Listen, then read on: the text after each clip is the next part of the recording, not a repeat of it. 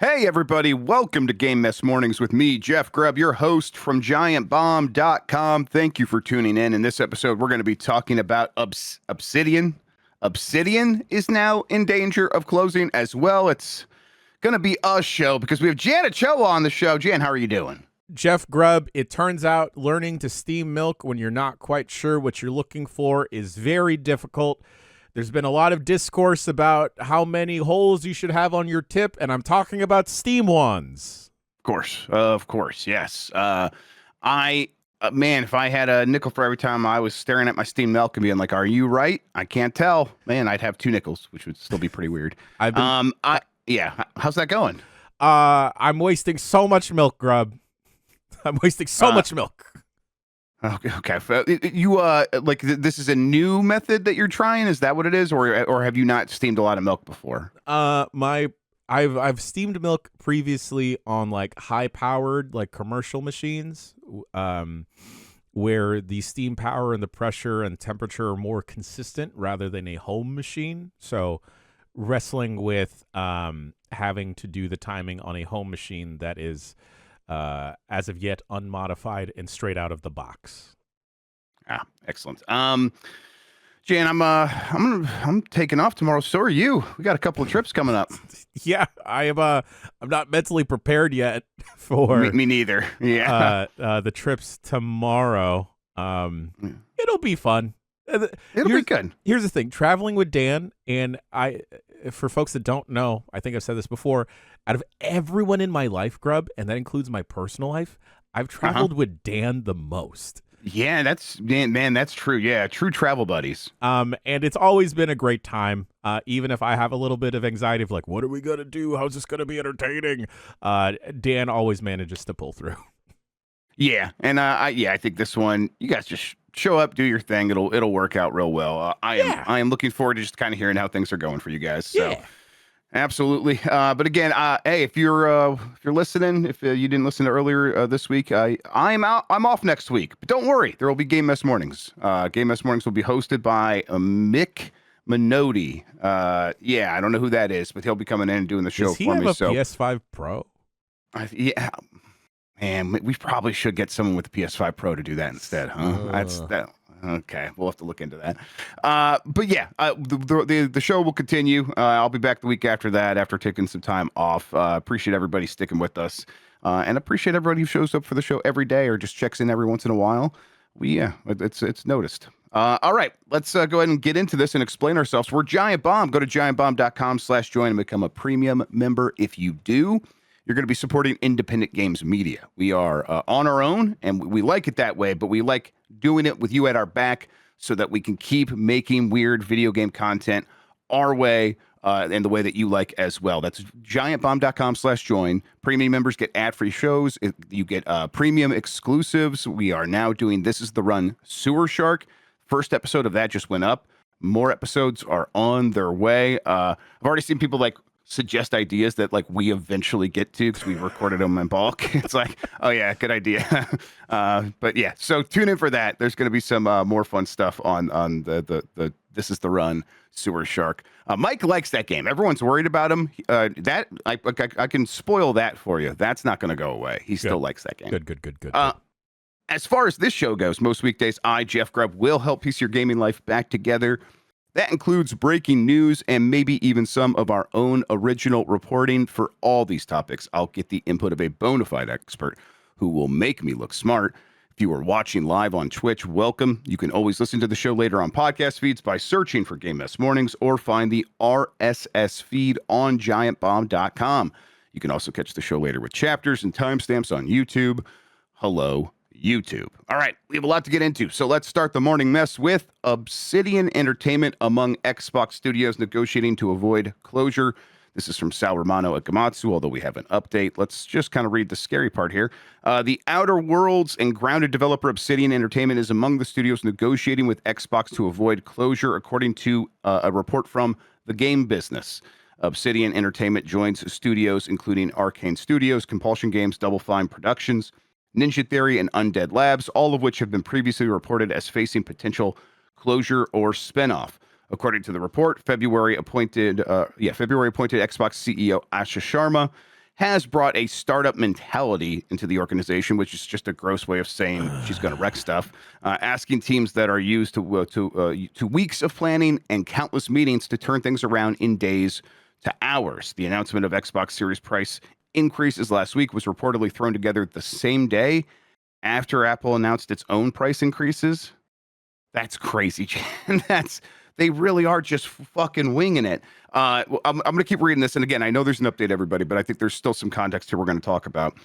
Certain Xbox studio heads also feel Sharma is listening too much to consultants rather than the developers making the games. Numerous people within Xbox who have spoken privately to the game business feel there's too much listening to Twitter happening at Xbox, questioning the organization's reinvestment in hardware amid an ongoing component crisis and declining console market, and doubting the impact of an exclusive Gears of War E-Day on hardware sales. Yeah, I think everyone's wondering that. We're chasing a declining market with franchises that are past their prime, said one studio boss. Okay. Yes, we'll get back. We'll wrap back around. Update. Bloomberg reporter Jason Schreier has said the game business report about Obsidian is incorrect and that the studio is not in negotiations to avoid shutting down. Plenty of details are still up in the air surrounding the layoffs. Pictures will be clear on Monday. But Xbox is keeping Obsidian, according to people familiar with the situation, Schreier said in a post on social media. Well, you better. That's crazy. Like that. I mean, I guess you can like look at the last couple of games and be like, oh, maybe those didn't perform the way that everyone was hoping. But they're much liked, if not beloved games. We're talking about Avowed and what was the Grounded? Pentiment. 2. Yes, yeah, Pentiment. Yes, well, and those are just great games that probably did even better than maybe expectations based on the size of their team. But yes, then they had the Outer Worlds 2. Yeah, Outer Worlds 2, which I really liked. So yeah, that like you could kind of be like, okay, maybe, but if that's what we're talking about here, to me that feels like an altogether Xbox failure of not being able to find ways to make those games sing a little bit more and find their audiences. And closing out Obsidian, a team that has delivered 5 major games since they got acquired by Microsoft, as opposed to a lot of these other studios that had only delivered 1 or 2. You'd be like, okay, so this is just like we're getting rid of everything. Okay, that's not the case though. Sounds like that's not the case. Obsidian is safe. Let's talk about this other stuff then, Jan. The idea that people who work at Xbox and actually make the games are like, hey, we have input as well. Why does it seem like you are listening to consultants and you're listening to Twitter, and then you are taking what you're hearing from Twitter and acting on it a day or less later and coming up with Xbox policy based on that? These developers at Xbox must be infuriated to like be in a situation where they are living the day-to-day of creating these games, and they certainly will have input on what they think is best for Xbox, and probably have struggled to have that input listened to, let alone implemented.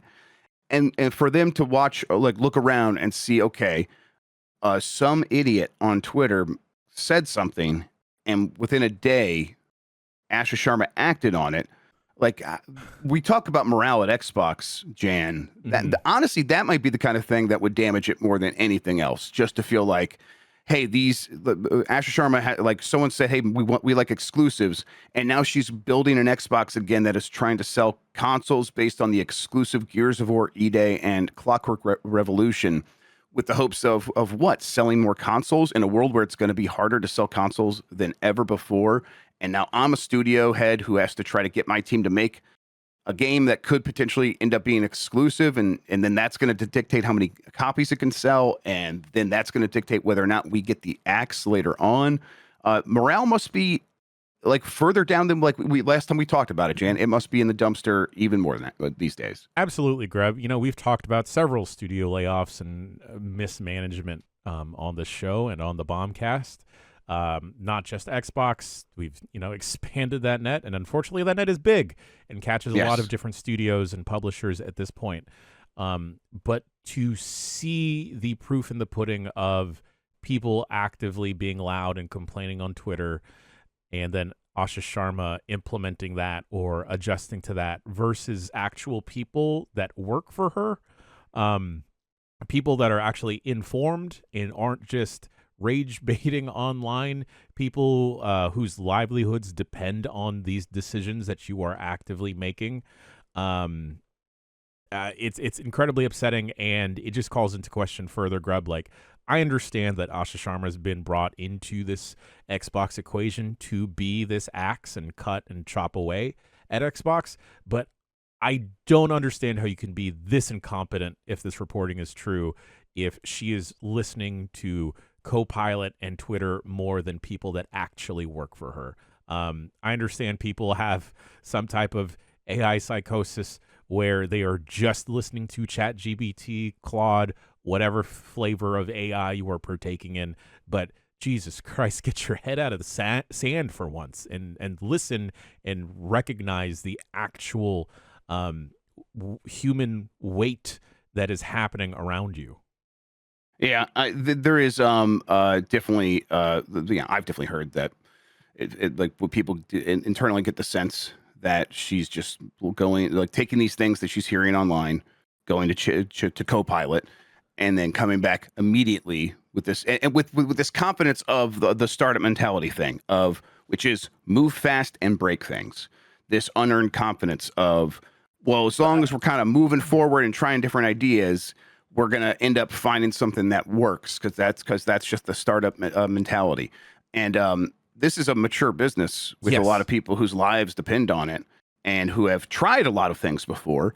This is why it's like laughable, Jan, like, to look at this. It's laughable, because like we've seen them try all of these strategies before and it didn't work. That's how we got here, of games being available everywhere and not being exclusive, and sort of like stepping back from the hardware.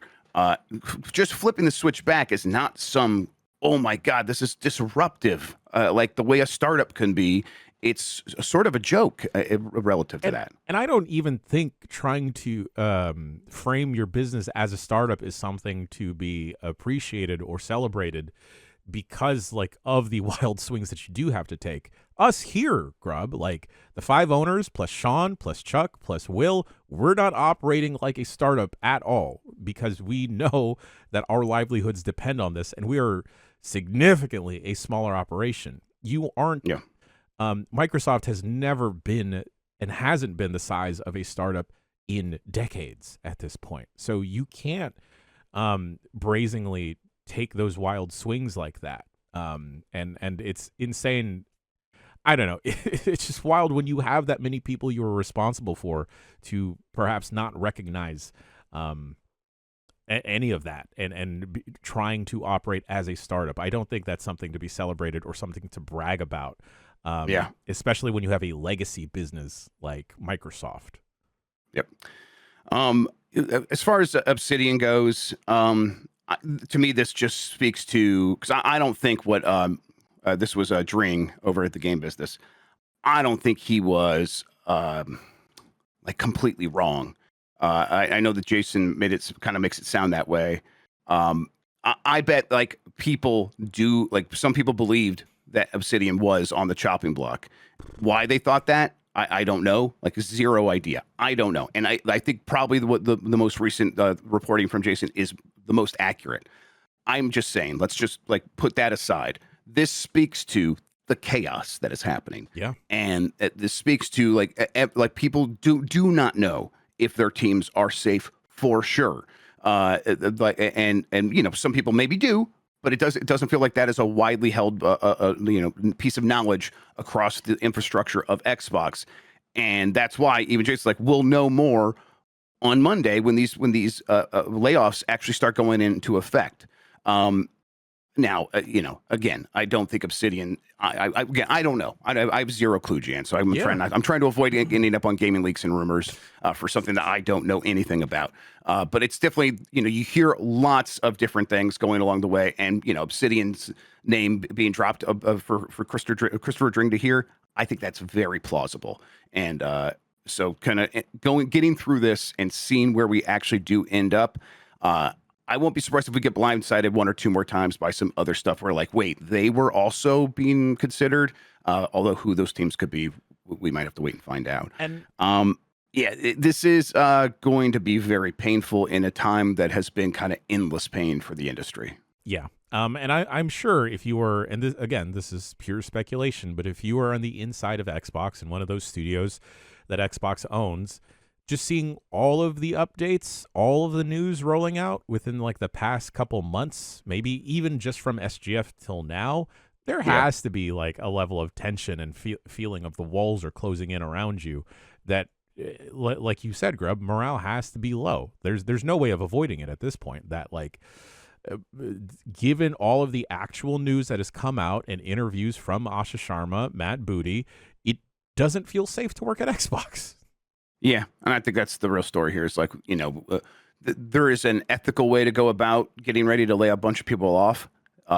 In my opinion, looking from the outside, having a few pieces of information relate to me, this does not feel like that. And of course it doesn't. It's Microsoft. All right. Up next, everyone disliked that, Sony. There's been a lot of backlash to Sony announcing yesterday that they're planning to deprecate the production of discs for PlayStation consoles, meaning across the board there will be no new discs made starting from January 2028 for PlayStation going forward. In response to that, from Chris Scullion at the VGC, the Video Game History Foundation has called on trade groups like the Entertainment Software Association to find a solution for preserving digital games on a long-term basis. Sony's double announcement on Wednesday that it will no longer be making disc versions of its games from January 2028 and will be closing the PS3 and Vita stores next year, the digital stores, has renewed a debate about video game preservation. Some argue that a large proportion of today's modern games may become lost media decades from now, not only due to the closures of digital stores, but because many games now rely on connections to online servers, which will eventually be turned off. In a statement reacting to both decisions, the Video Game History Foundation says the decision to stop releasing games on discs won't actually have a large immediate impact on professional game preservation because they haven't considered discs the best way to preserve games for some time. This is unfortunate news for those who still prefer buying games on physical media and is certainly a hit to consumer rights, the resale market, and game creators whose businesses rely on the physical market. And that's like is another group of people who were very upset by this. The limited runs of the world were like, hey, we had no idea this sucks. I am 8-bit, and yeah. Yes. But from the perspective of professional preservationists, this doesn't have as much of an impact as you might expect. The reality is that the vast majority of video games produced over the last 2 decades were not made for dedicated video game consoles, let alone pressed to physical media. And even when they were released on physical media, a day one digital patch was all but guaranteed, meaning that even though a disc is preserving data in an accessible way, it may not represent the game that people actually played. Museums and archives have been preparing for this future for a while with the expectation that putting discs on a shelf isn't going to be a long-term solution for preserving new games.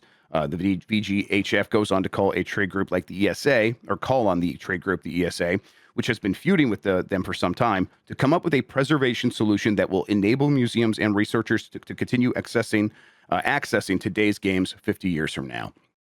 And that's kind of, he's using this moment as like a reminder of like, this has been a problem we've known has been coming.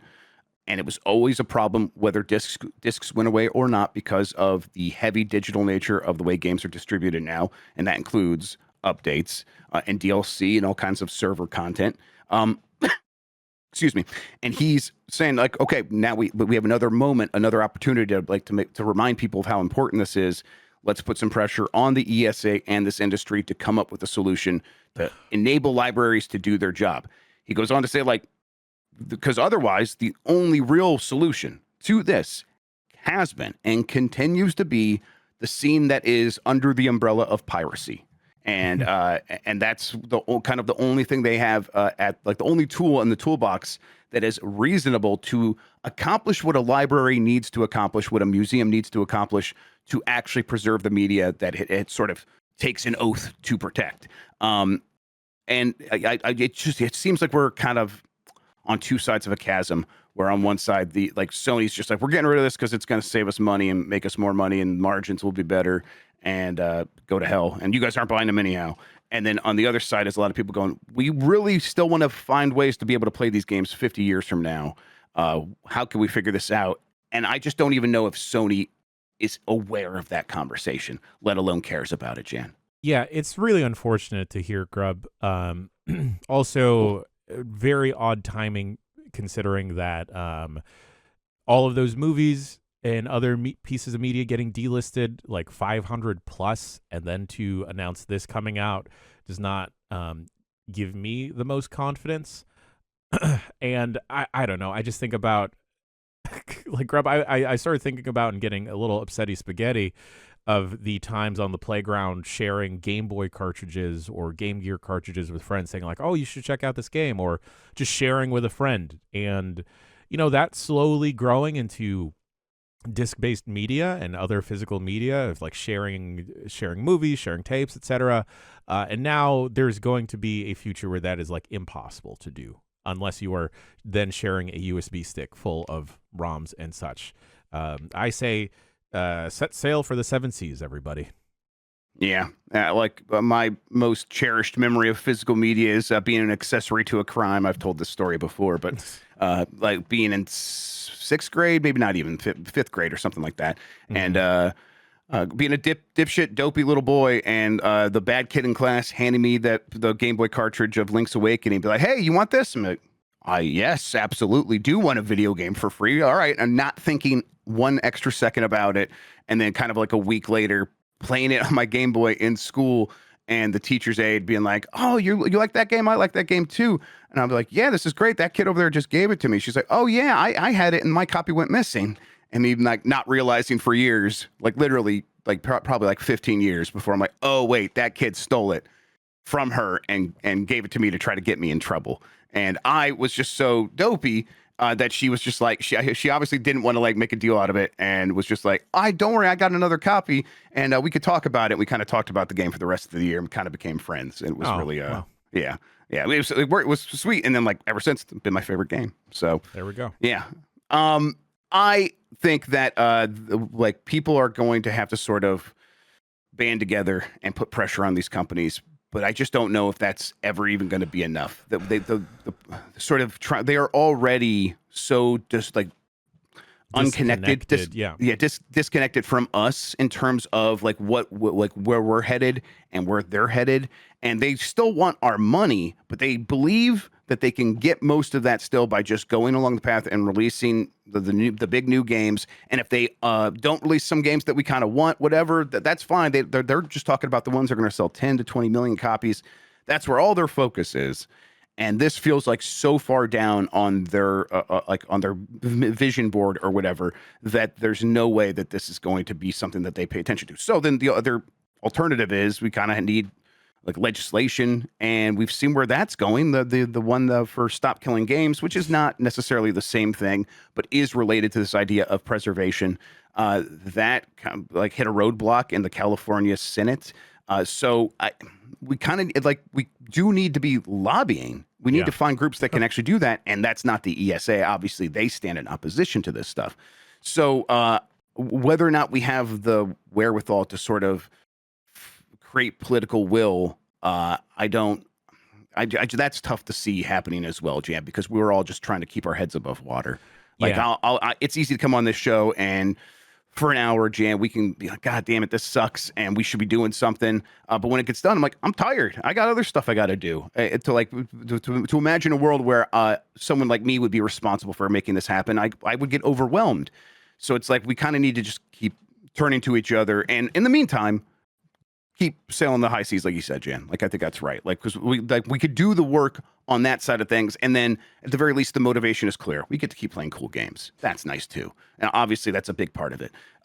But it is a necessary, and I won't even call it evil. It's just necessary to ensure that these games actually will be taken care of long term. It's the only solution we found that's worked so far. Yeah, Grubb, when you and Lexi talked about that story yesterday about it getting shut down in the California Senate, it just blows my mind because all of these moves that PlayStation is doing seems incredibly anti-consumer, and it just decisions made in some ivory tower, not taking into account actual market conditions and how spending is changing. And ultimately, I feel like this is going to hurt Sony and PlayStation, and they won't recognize or realize that their own business decisions are part of the problem. Especially, and we bring this up every single time, Grubb, when we talk about prices going up on consoles, games being more expensive, that people are getting priced out of this hobby because they have to factor in other real life things like gas in their tank to get to work or food on their families at the end of the day. Even if it's just a singular person and like everyone is feeling that crunch, everyone is feeling that pressure because no one's wages are going up and everything else is getting incredibly more expensive. And when you get to this thing that is a hobby and supposed to be a relaxation thing, a fun thing, and the prices be going up and they're taking away a means to get games cheaper. Chad has pointed this out several times because we will be in a digital only interface and it's PlayStation running it. They don't run sales as often as a place like Valve does, where you can get and just like less competition necessarily means there's less reasons to do that, fewer reasons to do that. And I know that people have mixed feelings on like the used game market and everything and how this will ultimately affect that. But for a lot of people, like that was an easier way to play more games because we know someone personally, right? Kayla's like still actively doing that, right? Kayla's, Dan's sister. She's like, that's how I like engage with this business or this market. And it's like, yeah, that's there are probably quite a few people left like her. And she's definitely not alone in that because, ultimately our society with streaming has pivoted away from rental stores where you could get a game at a Blockbuster, Hollywood Video, etc., Redbox even, where it is now unfeasible to rent a game. Sure, you can go to your local library, folks, in the US. You can go to your library. They will have a selection of games. But if everything moves to digital, the library don't got nothing for you. Yeah, I mean, you're not going to be able to borrow games from the library for your PS6 and Xbox Helix, most likely. Yeah. That seems to be the case. PlayStation ditching physical games unlikely to influence Nintendo's plans, however, says analysts. Let's see here. This is from Chris Scullion at VGC. PlayStation's decision to stop releasing disc-based games won't have an impact on Nintendo's plans for this generation. Market research firm Circana has told VGC. Let's see here. I did skip the Xbox story. We'll get back to that here in a second. Sony announced on Wednesday that physical disc games will be discontinued for PlayStation consoles from January 2028, and that after this date, new games from all publishers will be digital only. But sharing his thoughts on the announcement with VGC, Circana senior director and video game industry advisor Matt Piscatella said he thought the decision to move entirely away from physical media would happen eventually, and that if Xbox follows suit with Project Helix, it will likely mean Switch 2 will be the only system in this generation to have physical games. And like, yeah, that seems like they're going to have the Switch 2 for a long time now. And I don't think they are going to suddenly mid-generation cut those off. I think they'll keep doing that. And just kind of by default now, if you like physical games, that's the one shop in town still open. I don't like, people who have, this doesn't do much for a lot of people who are like, I was building up a PlayStation collection. I want to keep doing that. But if you want to keep having physical options, this is it. Yeah. You were talking earlier, Grubb, about how PlayStation doesn't factor in the consumer or the audience into some of these decisions. I'm thankful that Nintendo doesn't factor anyone into any of their decisions. Yes. No, they don't care. They are definitely marching to the beat of their own drum, and I am so thankful for them by doing that. And then, maybe they'll give up physical media a decade from now, because then they'll realize the moves that everyone else was doing. Right, exactly. Like, oh, we could do that too. All right, yeah. Like, you guys heard about AI? Yeah, that would be amazing. They come in with AI 15 years from now. Their next system probably goes digital only as well, but I don't know. That's a ways off. So there's at least some reprieve here. Yeah, I think that is a ways off. And also, I feel like out of the big three, and we're talking about PlayStation, Xbox, and Nintendo here, I feel like Nintendo has been the most litigious about piracy. So, yeah, they definitely are. I feel like they may be more hesitant or slower to move to all digital because of what that could potentially open up for them. So they're also like the ones that are often the biggest target of piracy as well. Like the pirate scene focuses on like, can we crack the Switch? Can we crack the Switch 2? Can we get these emulators up and running? Because that's where the most demand is. That's where the most nostalgia is. Oftentimes, that's like the people doing this work, or people who are like, I want to play Nintendo games. So Nintendo's been the focus there. So they'll always have a little bit more pressure on that side of things than anyone else. Although, of course, it's a problem for all three of them. Let's switch back to this real quick. Xbox is reportedly planning a way for players to convert their discs into digital copies. So if you're wondering, like, okay, it doesn't sound like the PlayStation 6 is going to have a disc drive. Maybe Xbox can do the funniest thing. I saw a bunch of people making that joke yesterday, Jan, like, hey, do you want to borrow a game on your Xbox? And doing the Adam Boys video that PlayStation did years ago, but now Xbox is doing it. Doesn't sound like that's going to be the case. Xbox is reportedly working on a way to let players turn their disc copies of Xbox Series X and Xbox One games into digital versions. As reported by The Verge, the feature, which is reportedly codenamed Disc 2 Digital, with the numeral 2 in there, is being tested by internal Xbox testers at the moment. When players insert a compatible disc and install and play their game as normal, they will then be granted a digital entitlement for the game as if it had been purchased on the Xbox Store instead. This means players can then remove the disc and can continue to play the game as if it had been a digital purchase with all the existing benefits that entails. As such, the digital version of the game is available for streaming on Xbox Cloud Gaming, all the other stuff, whatever. Yeah, streaming, right? Where you can really own your games. The report says the feature is intended to work with Xbox Series X and Xbox One discs, not Xbox 360 or original Xbox games. To me, that says, you know what that means? That's like they had a way of this working going back to the launch of the Xbox One when they were considering ideas like this. So there was some method of determining the uniqueness of a disc built into the Xbox One and the way they manufacture discs back then, and it's been latent, just lying in wait until this moment. And now it's like, oh, we have successfully moved the Overton window, the expectation of the consumer. Most of them are buying digital. We led the horse to water. Now it's time to spring the trap, and the trap was built in the whole time. Excuse me, that's crazy. I'm just realizing that. Sorry, everybody. The other side of this, of course, Jan, is that it does sound like Xbox is planning to go digital only for the next Xbox, or at least the system will not have a disk drive built in, which is effectively the same thing. This idea of selling a disk drive separately will at that point become an extra $150 purchase. They'll charge a premium for it, and it will just be for the biggest collectors, if they even do it at all. And people are just not going to go out there and like make that. Like, I'll just play Fortnite on here without the disk drive. So yeah, they planned this, they plotted it, they wanted to do it originally, and then they had to like pretend that they were fixed and they weren't going to try to do something like this. And now here we are. They eventually get what they want, because that's how things go. Eventually, the people with the money get what they want, Jan. It's crazy work, Grubb. Do they mention anything about what happens to the disc after you do that process of converting it to a digital copy, or getting yourself a digital copy? Does that like burn the disc at all? Does that is dead? Is it like are they all secretly DivX discs and they like can self-destruct or whatever? I don't think it says exactly like, to me, it sounds like it becomes useless. In order to prevent widespread sharing of each game, the digital entitlement will also be tied to each disc. This means if players give their disc to a friend, trade it in, or try to play it with a different Xbox profile, the digital entitlement will swap over from account to account.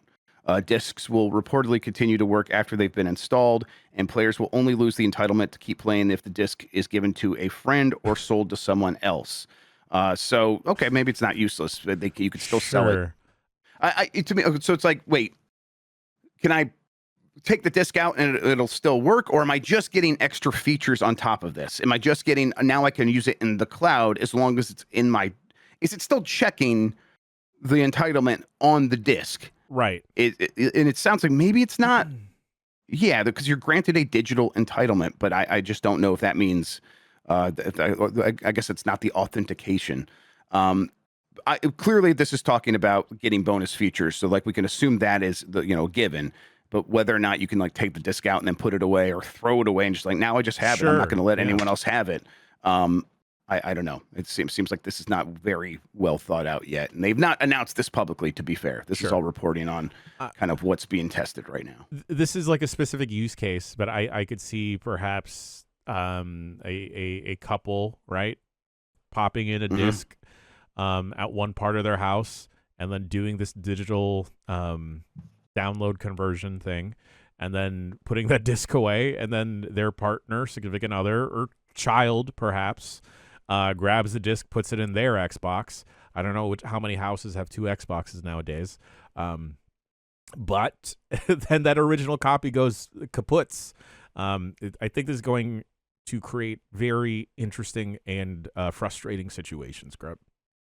Yeah, and it's this is a good point of like, oh, they found a way to like and let us share digital licenses. Like, oh, you know, we can, if you have the disc, you can give it to someone else now they can have the digital license. What if we could do that with our digital licenses? What if I could resell my digital library?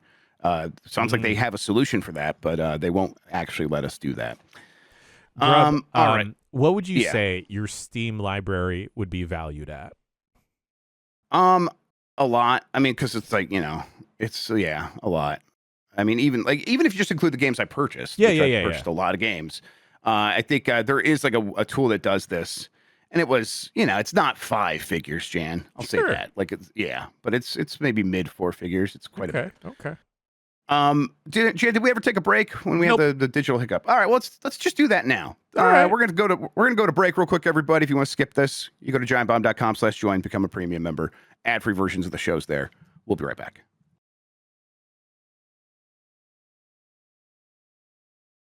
It's Game S Mornings. Welcome back. That's Janet Chill. I'm Jeff Grubb. We're just trying to stay happy, stay chipper over here. Oh, boy.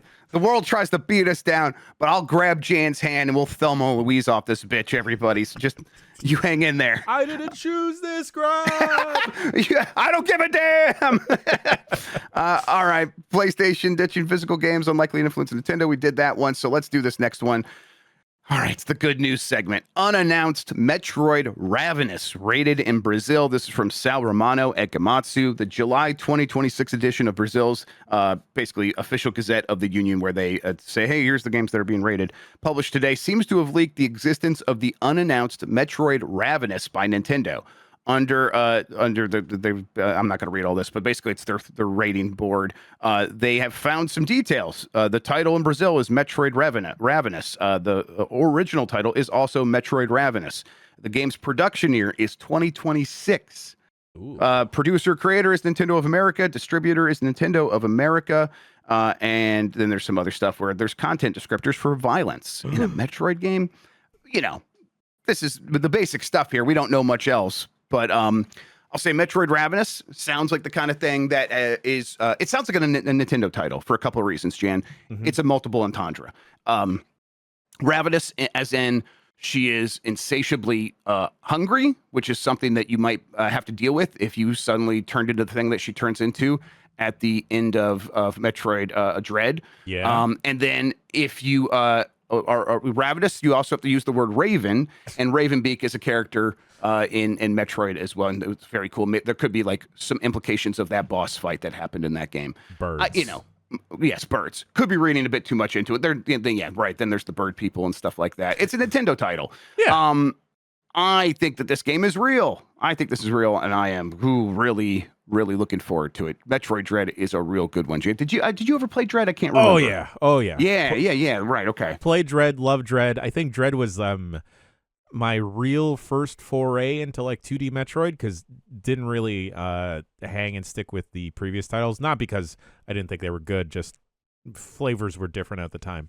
The parry in that game, holy moly. Also, Samus, I don't know if everyone knew this before, Samus sick as fuck. Turns out she's sick as fuck, dude. Yeah, especially in that game. The characterization. Yeah. Ooh. That first boss fight after like the scorpion looking alien, and then she just like slides under. Oh, she has a cool slide in that game. Yep. And just boops the dude. Whew. Holy moly. Yep. I'm looking forward to this, and that production year 2026. I am going to read into that and just hope that means that is a game that is coming out soon.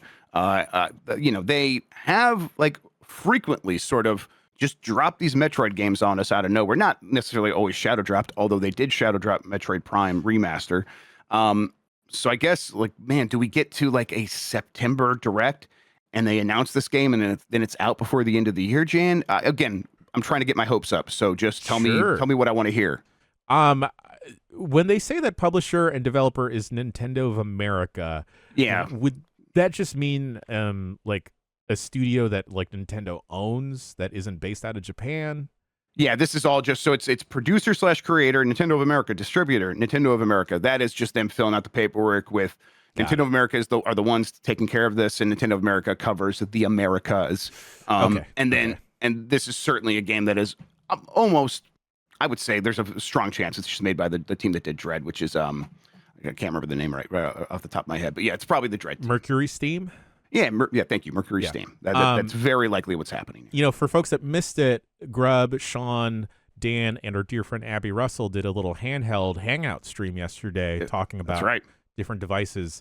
I think I got an analog pocket laying around. Maybe I got to just like bust open one of those OG Metroid games and play Zero Mission. If you haven't played Zero Mission, God, that is a fantastic game. And then after that, if you play Fusion, it's like Fusion is a change of pace in how it like doles out its content a little bit, and it's very refreshing, especially after Zero Mission. So, man, play some Zero Mission. All right, I'll go play Zero Mission. Hell yeah, everyone's telling you to do so in chat as well, and you got to give into peer pressure, bud. Onimusha Way of the Sword release date has moved forward. More good news. In a crowded September, this is from Jordan Midler. Capcom has announced that Onimusha Way of the Sword will now launch 3 weeks earlier than previously announced amidst a crowded September schedule. The game was previously planned to release September 25th.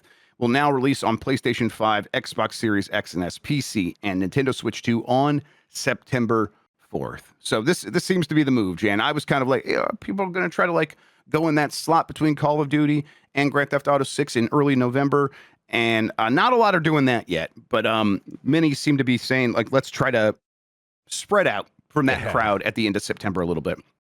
And this makes me much more likely to play this game, I think, Jan. Because there were some other ones where I'm like, I'm interested in Onimusha. It's Capcom. They got their shit together, but there's just a couple other games. I'm like, I'll play those first. And then this easily could have been lost in the shuffle. So just personally speaking, selfishly, this is great.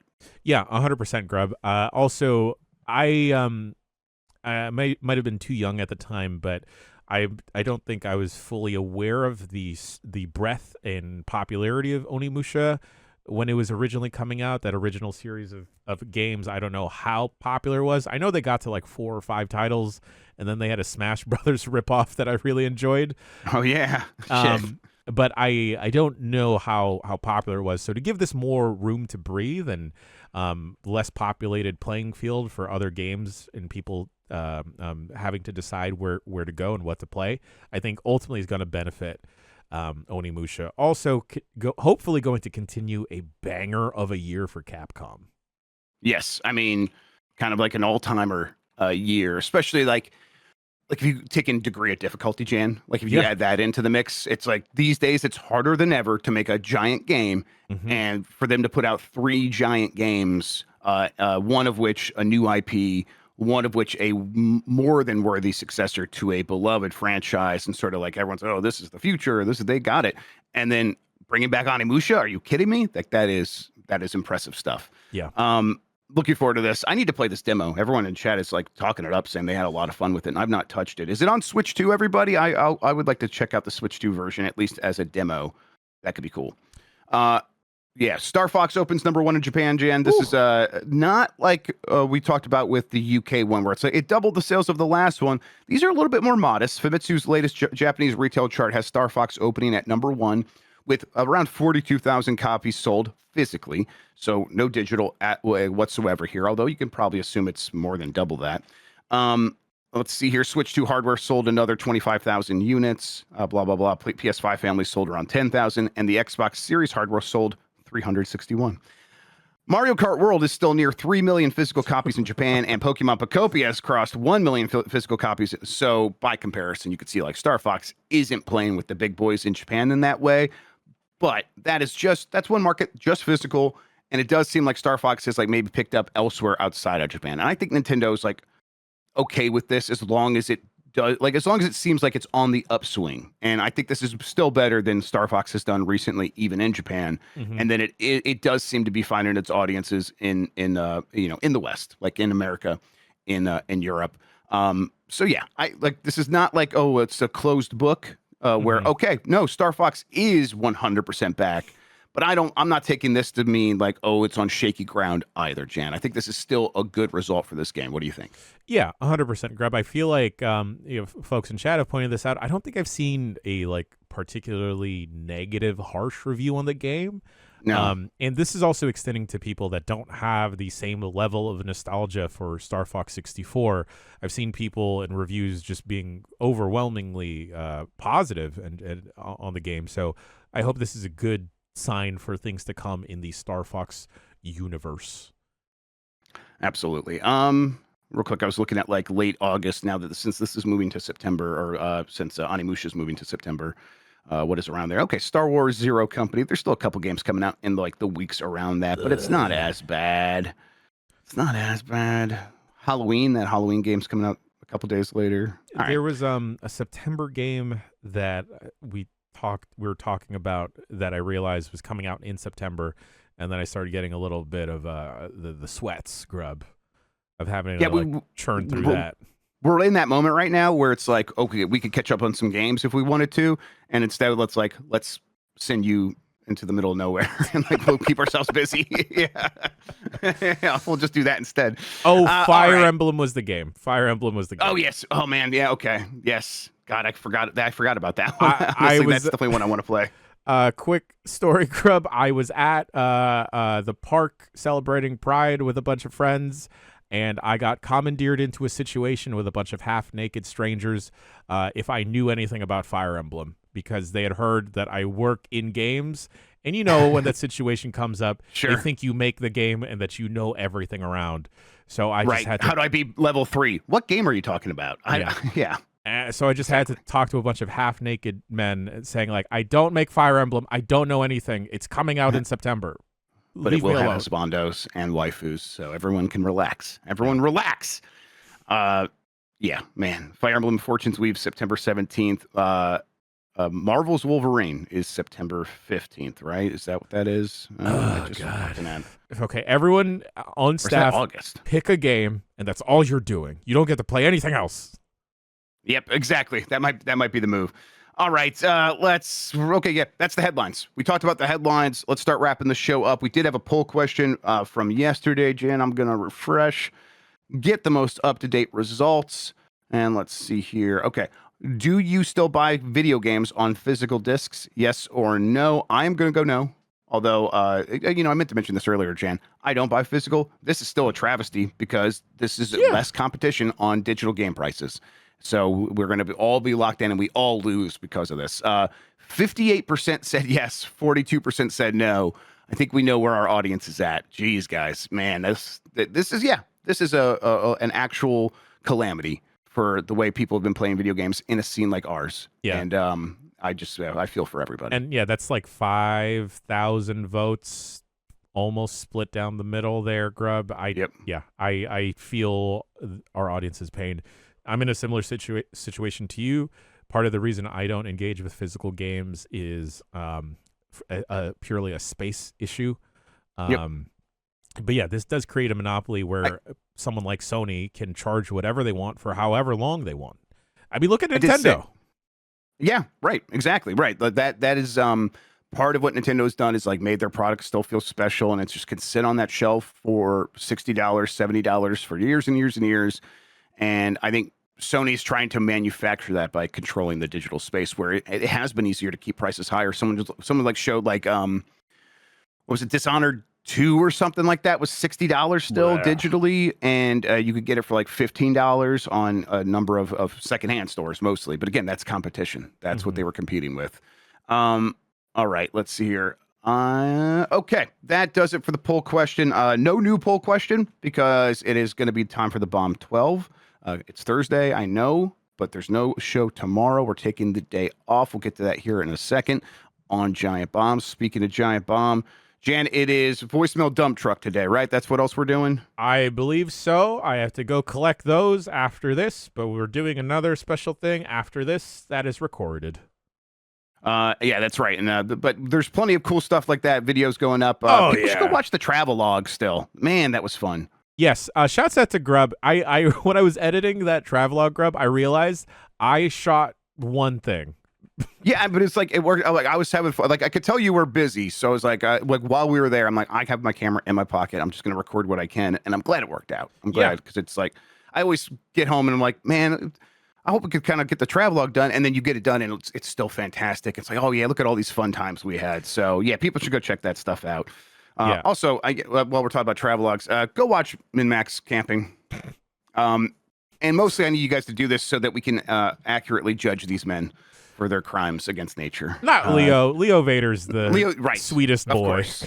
Leo is the watcher there observing on our behalf, our ambassador. Leo's sweet and doesn't deserve to be lumped in with them. You're correct. Yeah, go ahead. Definitely go check out the first episode of the new season of This Is the Run. Sewer Shark, Mikey is piloting that. Next episode is coming out Saturday, and we're hoping to release them on a Tuesday, Saturday cadence. Moving forward, we do have a couple in the bank. And yeah, Mikey's, we talk about the Saturday's the Run. Saturday's the Run.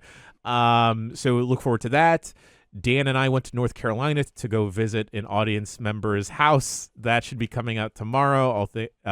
Fingers crossed the export goes good with that, because Premiere's great, Grubb. Premiere, man, all you see about Premiere today is like, P-Pro is going to kill me. People, it's getting like worse every week. Yes. And then, gosh, we also did Escape the Backrooms with Lucy James. That should be going up this weekend as well. Fun times. Grubb, the thing that I've noticed whenever we have a prox chat game is you always go running the other way. Yeah, look, I'm trying to be better, but I can't change. It is a thing that maybe I've talked about my therapist with, a desperate need for autonomy. And who knows what that's about? It's hard to figure out. All right, let's see here.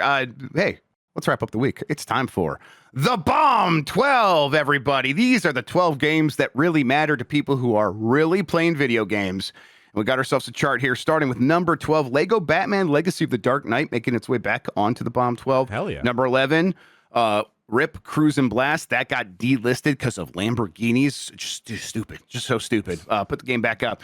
Cruise and Blast is an excellent game. You can still get it physically for like $20, everybody. So, like, it's still buy physical games before the cops come take them away from you. Go get Cruise and Blast.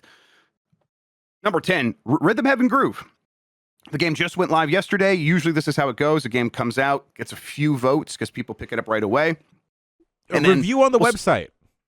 Yes, and there's a review on the website. I wrote that up, everybody. Would like to find time to still do a quick look if we can, but running out of time over here, so we'll see what we can put together. I will also try to get a Bomb 12 ready for Mike while I'm gone, so that we can see if Rhythm Heaven Groove could still make number 1 next week. We'll see. Number 9, Fuck's Quest 2. What? It's back. Fuck's Quest 2. Okay. FUCK''S. Quest 2. Okay. I think someone needs to play this game, Jan. I don't know what it is, but it's on Steam, and one of us needs to play it.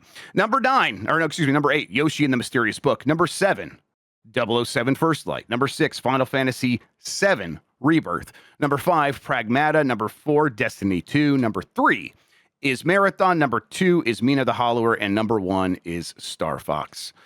And there's the Bomb 12 for the week, everybody. Like I said, I'll try to put together a new Bomb 12 for next week while I'm gone, and we'll let Mike handle that. So, yeah, go to giantbomb.com, scroll down, check out the Bomb 12, gaze upon its glory, and then on the left there is a Vote Here button. Click the Vote Here button when you're ready to submit your game to be collated for next week's Bomb 12. We'll get all those put together, and then we'll come back and talk about the 12 games that really matter to people who are really playing video games.